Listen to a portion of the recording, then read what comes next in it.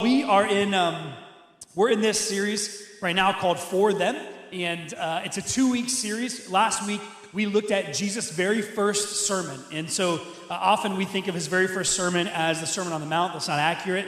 His very first sermon was when he was in the synagogue, and he specifically reads the prophecy from Isaiah that talks about the coming of the Messiah, and it talks about who Jesus is, and he's the one who came to proclaim the gospel, the good news to the poor. He's the one that came to heal the blind. He's the one that came to set the captives free and to free the oppressed. Specifically, that free the oppressed is talking about forgiving the sins of those who are oppressed. And then we went even further, or rather Jesus went further, and we just read about it, but Jesus goes further and he starts to give this derasha, this short sermon. It's called a derasha in the Jewish tradition. And he would go to this derasha talking about how Elijah and Elisha came and they didn't save the people in Israel, but rather they went to the person in Sidon and the person in Syria, the person that was not a Gentile, the person that was not a Christ follower. And specifically, Jesus links all of this, the messianic prophecy, to the one who's going to go to those who are outside of the camp of Israel. Meaning this, that Jesus didn't come for the religious, those who think they are righteous, but he came for those who know they're sinners. And today, that's what we're going to look at today.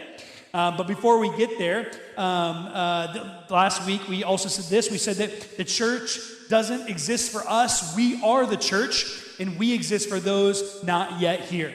The church doesn't exist for us. We are the church, and we exist for those not yet here. That's what we said last week. And so today we're going to take it a step further, and we're going to go, kind of look at some other things. But one of the things that I always get asked is this question, like, why the name Redemption? When people ask me, hey, why did you plant Redemption? They specifically ask the question, why the name Redemption? And so we're going to talk about that a little bit. When Brittany and I, when we moved here to St. Louis, we first lived in Creve Coeur, and then for just a small window there, we lived kind of in the Baldwin, Manchester area. And really, we've been living in Kirkwood for, I think, about 7 years now. When we first moved to Kirkwood, we moved to this little house, and it was on McCullough Street, or McCullough Avenue, rather.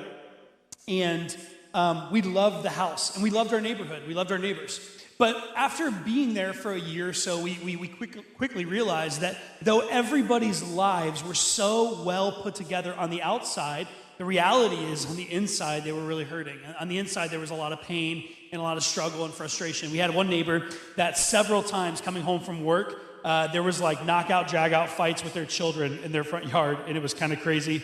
And so that was one of those things that were like, okay, like their family, it looks all put together, but maybe not so much. There was another neighbor that was involved in some drugs and prostitution and things like that, and we're like, oh, interesting, okay.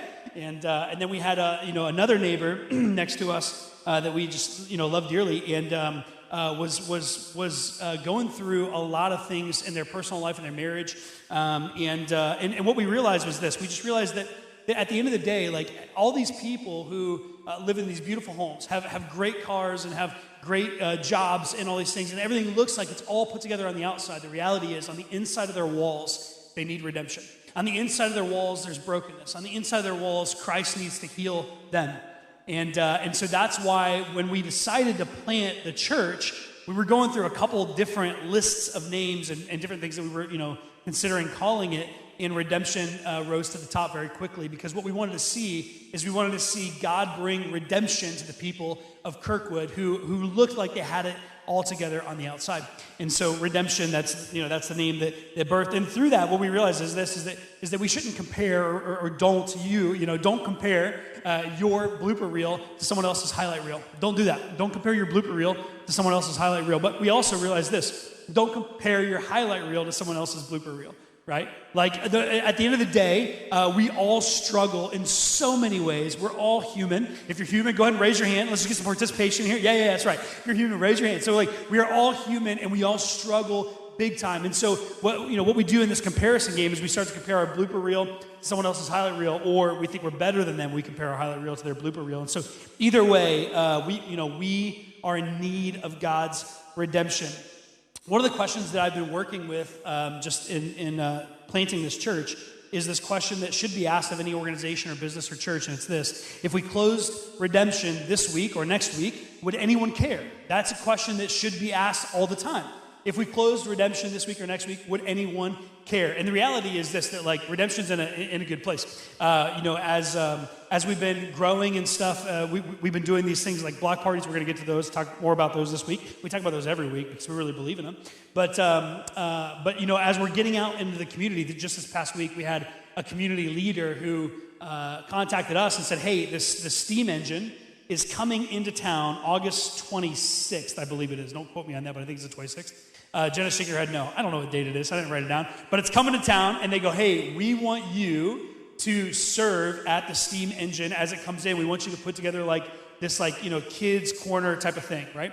And so that's what we're going to be doing. We're going to be helping out and serving in the community. And so as we are continually in the community's starting to connect with us and asking us to do these things. And so that's one of the ways we're looking at, like, hey, if we ever close down, would anyone care? Well, the community's starting, finally, we're starting to break out of COVID. We're starting to, notice them, and they're starting to notice us. We're starting to serve them, and they're starting to allow us to serve them. But I think the question is this, that if we close down, would anyone care? And then here's the other thing, like, if a church's ultimate goal is staying open, it won't. It just won't. If a church's ultimate goal is staying open, it won't. If you are a business leader, and if your ultimate goal in your business is to just stay open, you won't, okay?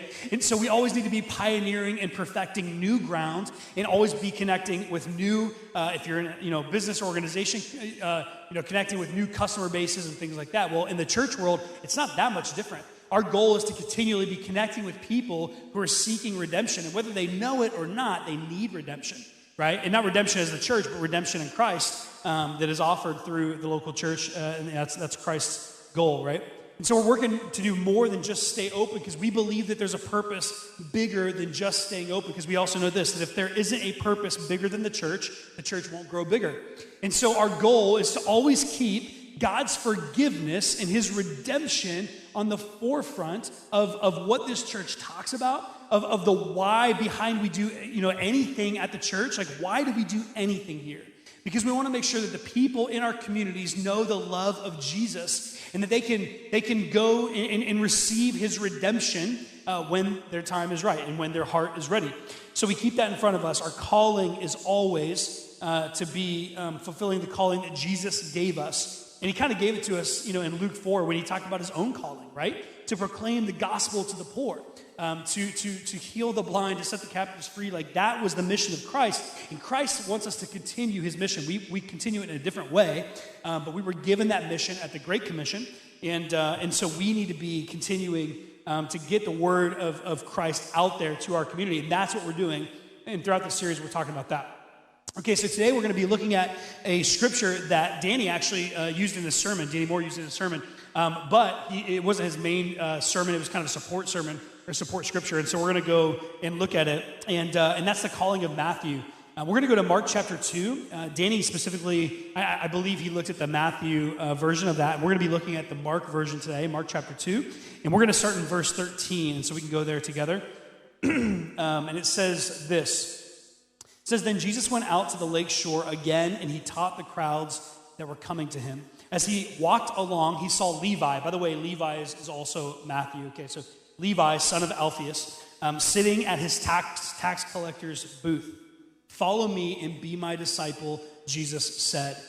To him, so Levi got up and he followed him. And so if you don't know, again, Matthew is a tax collector. He's known for that, as being a tax collector. And what that meant is that nobody liked him. What that meant is that he had state-sanctioned thievery. He stole from people. In the Roman Empire, the state essentially sanctioned everything. They were totally cool with it, right? As long as they got theirs, they didn't care what Matthew took. And so Matthew took a lot. And people despised him because of it. And so Matthew is then called to follow Jesus. And I love in The Chosen, in the show The Chosen, which we actually saw this clip the week that Danny preached, but I love in The Chosen what happens as soon as Matthew is called to follow Jesus. He says out loud, he goes, hey, where are we going? And this woman goes, to a dinner party. And he goes, I'm not allowed to go to dinner parties. Or he says, I'm not welcomed at dinner parties. And Jesus turns to him and he goes, that won't be a problem tonight, Matthew, because you're the host. And so that's what we're going to be looking at next, okay? Verse 15, later, Levi, or Matthew, he invited Jesus and his disciples to his home as dinner guests, along with many tax collectors, and I love this, other disreputable sinners. Disreputable. They didn't have great reputations, right? Like, the scallywags of the town, I love that word, scallywags. There were many people of his kind among Jesus' followers. I also love that. There were many people of this kind among Jesus' followers. And I think, like, in so many ways, like, when I read that, I almost mourn the fact that the church has ceased to become that in so many ways, right? I was having a conversation with someone back when we were launching the church, and the person said, like, hey, listen, I would love to bring my friend to Redemption. And I was like, great. And they were like, hey, but just so you know, like, their lifestyle isn't like the same as, most people at Redemption. I go, great, invite them. And they were like, I don't really know, like, are they going to be welcome? Like, absolutely. Like, let's bring them, okay? Let's love on them. And are you sure? Yes, right? And here's the deal, like, nobody has said no to here at Redemption. It doesn't matter who you are, like what crazy thing is going on in your life, like Jesus will sort it out, okay? Our goal is to love on them and to continually preach Christ crucified. And don't worry, like when the time is right, like sin will be called sin. But at the end of the day, our goal as believers is to continually love and love and love, okay? And so we need to continue to welcome those people and love them, whoever they are. Disreputable sinners. There are many of this kind among Jesus' followers. I pray that there are many, many, many outright sinners coming to redemption in the years to come, because that's what was happening with Jesus' ministry. Okay, but when the teachers of religious law, who were Pharisees, saw him eating with tax collectors and other sinners, they asked his disciples, why does he eat with such scum? Why does he eat with such scum? I love how the New Living Translation translates this. Why does he eat with such scum? And I think it's a good question for us to ask. I think the problem with Christianity is that this is like, not necessarily a problem, it's just like an outcome, a thing. When you grow up with the Bible, or when you've had like a certain thing preached to you over and over and over again, you may have heard something for 300 times in a row, right? Or 400 times. And so, like, by the end of your life, after you've heard it 300, 400 times, you start to grow numb to certain things, right? And beyond that, what happens is you start to answer or jump ahead in the story, rather than sitting in this, like, kind of magic, or sitting in this, like, this mystery or this whimsy that Jesus kind of leaves there. And the question that the Pharisees asked, why is Jesus eating with such scum? Why is he eating with such scum? I think it's a good question for us to ask and consider, and not just jump to the answer. Because we know the answer, but it's not worth us jumping to the answer yet. So we need to consider a couple things. Was it a good PR stunt for Jesus? No. It did nothing for his PR, right? It did nothing for his PR. So it was not a good PR stunt for Jesus. Was he trying to get in on their sinful ways? No. Like, Jesus was perfect. He was not trying to sin with them, right? Like he wasn't trying to get in on their drink or their smoke or their, party or whatever. He wasn't trying to do that, okay? Was he trying to make money? Like, these are tax collectors, and these tax collectors are very wealthy. Was he trying to make money from them in the Roman Empire? No. Jesus was homeless, and he was kind of okay with that, right? Like, he wasn't on a race to get a bigger house, to get faster cars, to get a bigger bank account. Like, that wasn't his goal. It wasn't his calling. And so, why does he eat with such scum? Very simply, you see on the screen. Jesus didn't want anything from them. He wanted something for them. He wanted nothing from them. He just wanted something for them. It was that altruistic. And I think that we struggle with Jesus because we struggle with that, like, intense and pure and deep altruism, right? Like, we always have hidden motives. We always have hidden motives. I was in a staff meeting one time at a church I was working at before this, and it was funny. We were talking about, well, like, if someone comes because of that, like, is that, is it a good motive, right? And should we kind of expose their bad motives, or should we, whatever? And I'm like, listen, whatever it takes to get them in the door, I don't care, because here's the reality. The reality is Jesus doesn't use good motives with us. You know why? Because there are none. There just aren't. There are no pure motives in your heart. Behind every motive that you think is good, there's still something lurking in there. right? There's still something tied to that. It's kind of like when you go to, vote for a bill and there's a rider on the bill, right? Like, yeah, we're going to talk about like education, but also there's a marijuana rider on there. It's like we gotta vote this thing in, or like you don't get your education money. It's like, what? It's so stupid, right? Anyway, but the reality is like behind like the good motives in our heart, there's a rider, and it's a bad motive. And sometimes we don't see it because it's sneaky, right?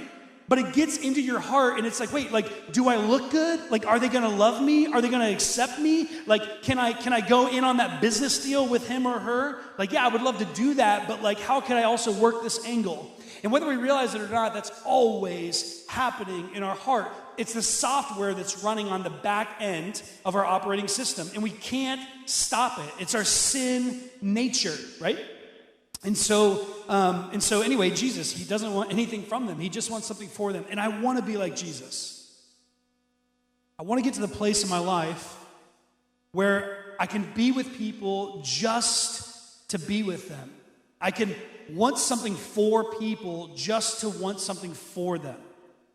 I'm not worrying about what they think of me or what, whatever, or what I can get from them, but I just want something for them. This is what Jesus did.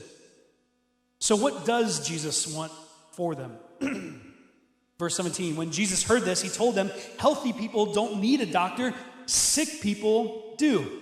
I've come not to call those who think they are righteous, but those that know they are sinners. So what does Jesus want for them? He wants to heal them. He wants to redeem them. It's that altruistic. There is nothing that they could ever give Jesus that he needs. Nothing.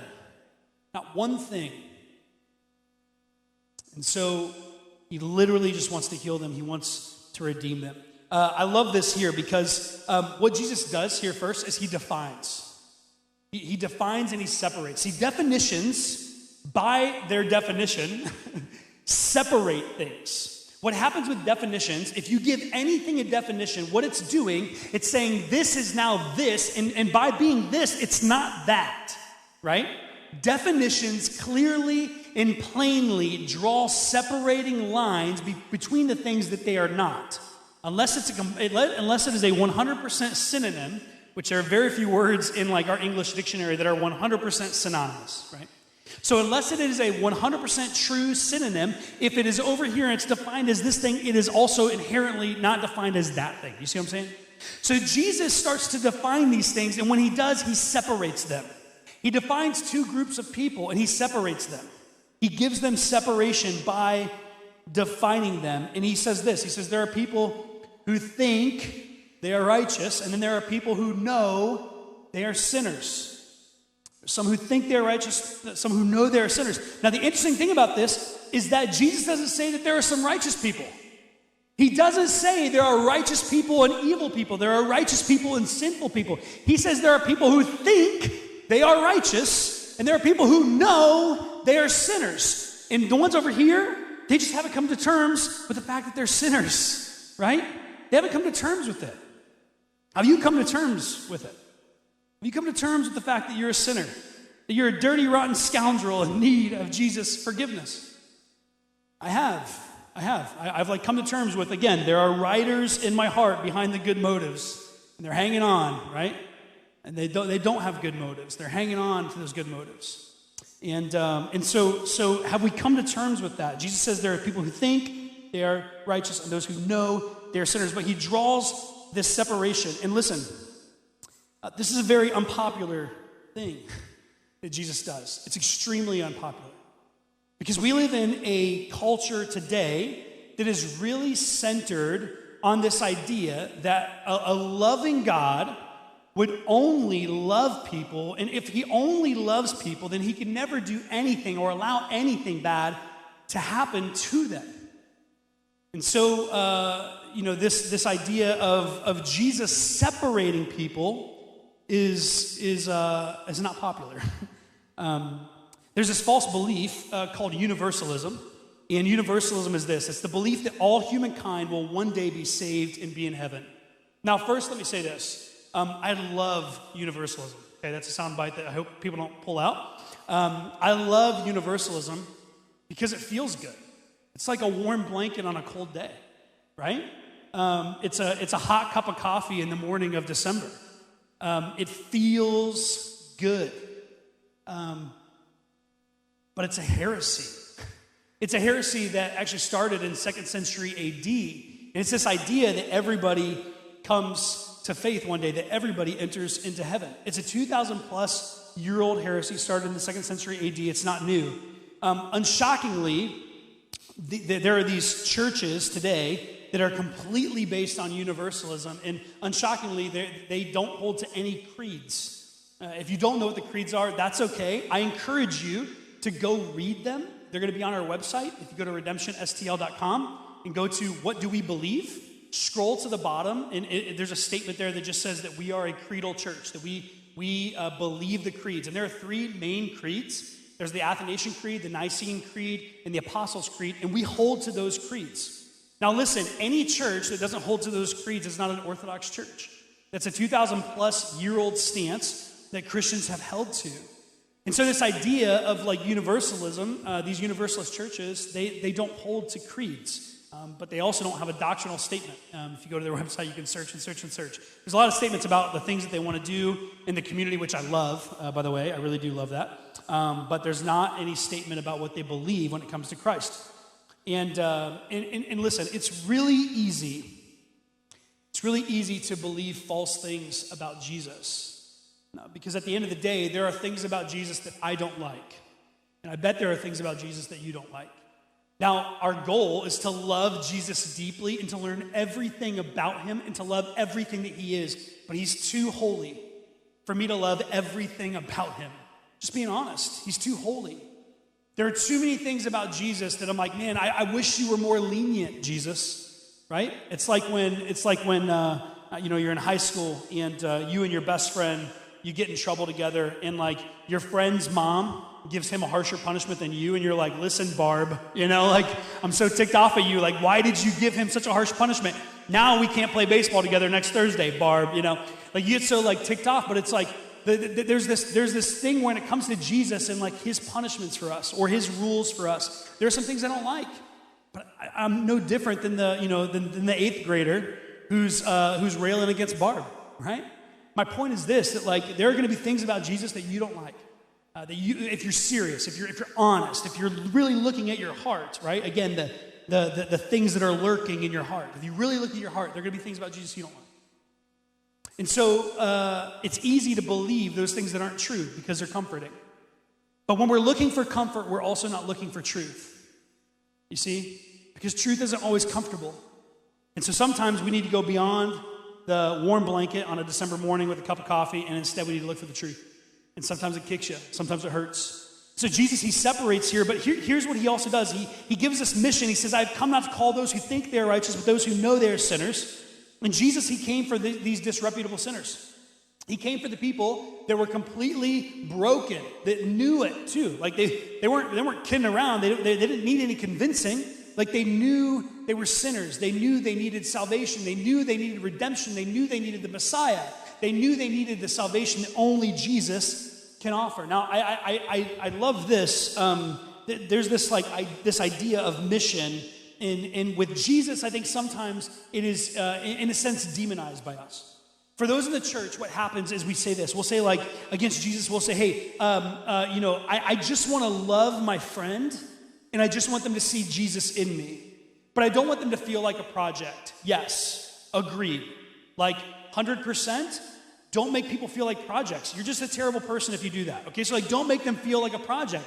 If I'm befriending someone and like I go out to dinner with them, and I say to them, hey, we've been hanging out for a couple weeks now and stuff. I'm like, listen, I just want to tell you about Jesus. Can I tell you about that? And they reject hearing about Jesus, or they reject my invitation to follow Jesus, and I'm like, hey, love you, see you later. I got to go hang out with other people. I can't hang out with you anymore.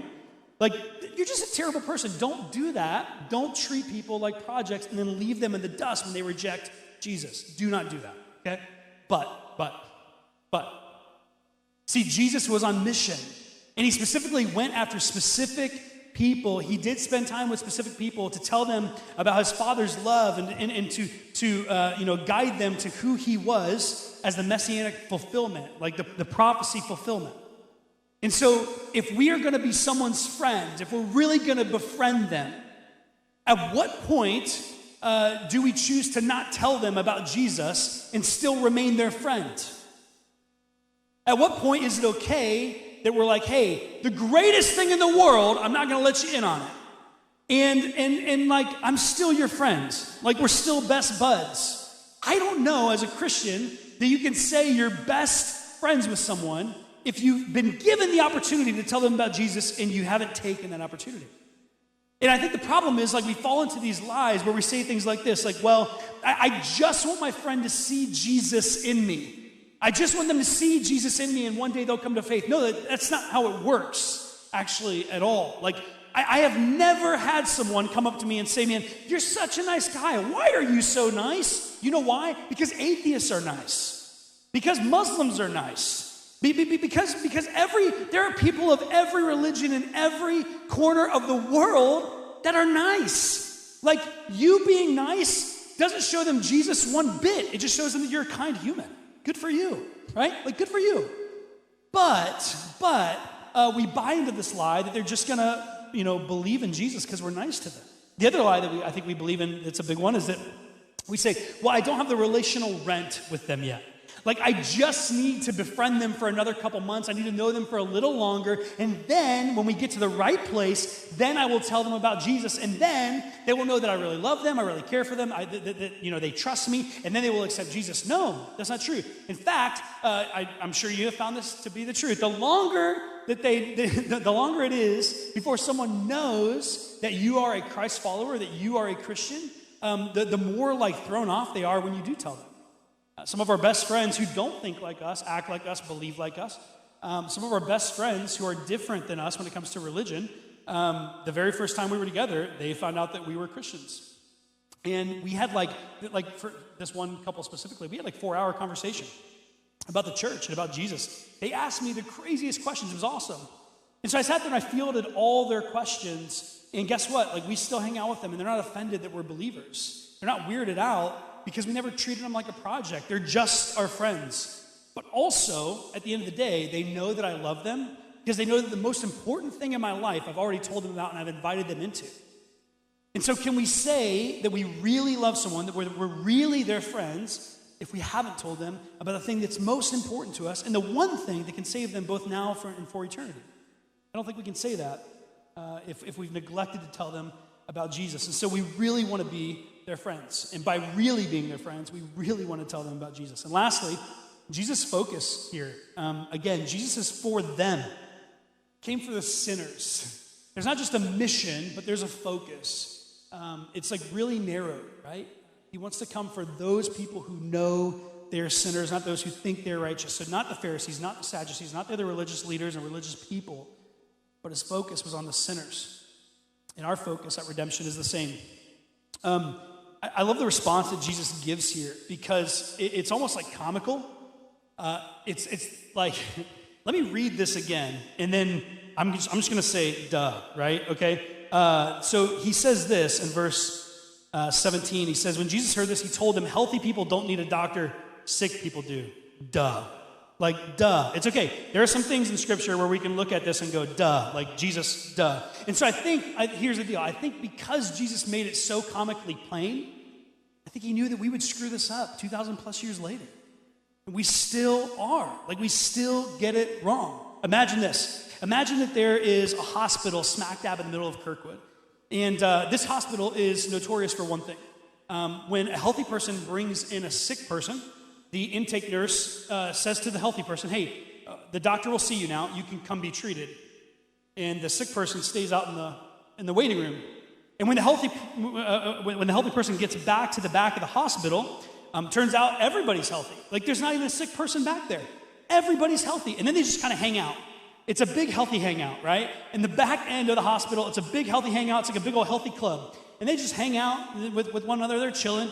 They throw potlucks and stuff like that. And, they watch each other's kids and just whatever. And it's all about just hanging out and back in the healthy hospital. Meanwhile, in the waiting room, everybody's sick and dying, right? Now, the crazy thing is, this hospital, specifically in our made-up fantasy here, this hospital could heal every single person who's sick in the waiting room, without exception. Like cancer, no big deal, it's fine, right? Like Lou Gehrig's disease, ALS, whatever, it's fine. Like all these things, it's fine. Like it doesn't matter what your sickness is, we can cure it all. But we leave you in the waiting room. We leave you out there. We don't invite you in. We don't bring you in because this is a hospital for healthy people. See, I'm slipping up over here. See, get this. If you were a healthy person in that scenario, if you were really healthy, physically and mentally, spiritually, emotionally, and the doctor said, hey, I'll see you now, healthy person. Come on back and join all the other healthy people. Could you leave your sick friend in the waiting room? I would fight somebody. I would be like, wait a minute. You can heal my friend and you're not going to? Like you're going to leave them in the waiting room while you see me, the healthy person, back in the healthy people hospital? Are you kidding me? And I would fight the intake nurse, and I would fight the orderlies, and I would fight any doctors that came out, and I would say, excuse me, you're going to see these people. And we would make a way for the sick people to get to the great physicians back in the back who could heal every single one of their ailments. That's what we would do. And if you didn't do that, you yourself are probably sick, because here's the thing. Healthy people fight to see sick people become healthy. That's what we do. That's what we do. Healthy people fight to see sick people become healthy. Now, here's the reality. The reality is, like we talked about last week, there have been times where the church has operated like this hospital. That it's just a bunch of healthy people hanging out. And if the sick people perish in the waiting room, that's okay. It's okay if the healthy people are hanging out in the hospital together, and if the sick people out in the world, right? If the healthy people are hanging out in the church, but the sick people out in the waiting room, the sick people out in the world, if they're perishing, that's okay because we have the cure. And we have been cured, and it's all right. Right? No, it's not. It's not all right. Because healthy people fight to see sick people become healthy. And so, at Redemption, we don't want to be a club full of healthy people, but we want to be an emergency room for the sick. For those who know they are sinners, and you know them. And there are people in my life who, they say, man, like maybe you've heard this before, if I walked through the doors of a church, I would burst into flames. Like I'm so sinful, I couldn't even walk through the doors of the church. And that's the moment when you say, no, you can walk through my church. You can walk through the doors of my church. You can come to my church. I'd love to have you. We're full of messy people. And you are welcome, and you're not the only messy person there. And here's the thing, like, if we're gonna just like buy into this lie that people here, we have it together, no, you don't. None of you do. I know, because I'm your pastor, right? I won't tell any stories, but I get to be with you. I get to hear how your lives are hurting. And the reality is that like we are all hurting and broken people in need of salvation. There are no righteous. There are only those who think they're righteous. May we not be those people, but may we be the people that know that we are sinners and know that we need salvation.